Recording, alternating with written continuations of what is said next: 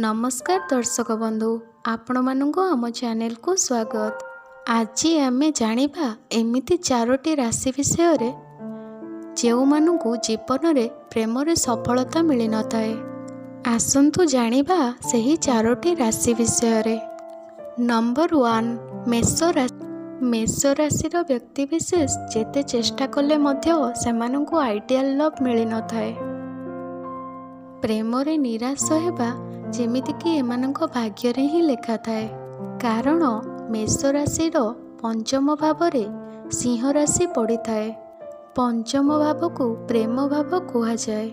सिंह राशि अग्नि तत्वर राशि होइथिबा जोगु प्रेम को जाली दिए। सेथिपाई मेष राशि काहा सहित क्षणिक पाई आकर्षण आसिले मध्य क्रोध पाई सही संपर्कटी भांगी जाई थाए। नंबर 2 सिंह राशि। सिंह राशि सहित मध्य एही दुर्भाग्य दोष रही थाए। सिंह राशि पंचम भाव रे धनु राशि पड़ी थाए जोटा कि अग्नितत्वर राशि। जहा फल रे आपण जबरदस्ती निज प्रेमिका किंबा प्रेमिक उपरे निजर विचारधारा लदेवाकू चेष्टा करी थांदी। नंबर 3 मिथुन राशि। मिथुन राशि पंचम भाव रे तुला राशि पड़ी थाए। तुला राशि स्थिति एथिपाई खराब थाए कारण पंचम रु अष्टम भावर कारक मध्य शुक्र होई थांती। सेथिपाई जी प्रेम देई थाए से ही प्रेम को शेष करी देई थाए।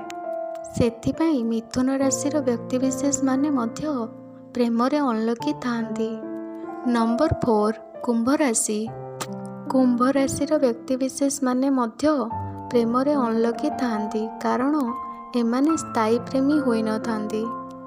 एमाने भंवर भली एठी सेठी जाई संपर्क जोड़ी थांती।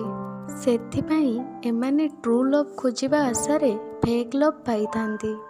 एही दोषर कौनसी प्रकार प्रतिकार नाही कारण प्रेम आम भितरे लुचिकी थिबा एमिति एक भाव जहा केवल आमे प्रदान करिबा दरकार।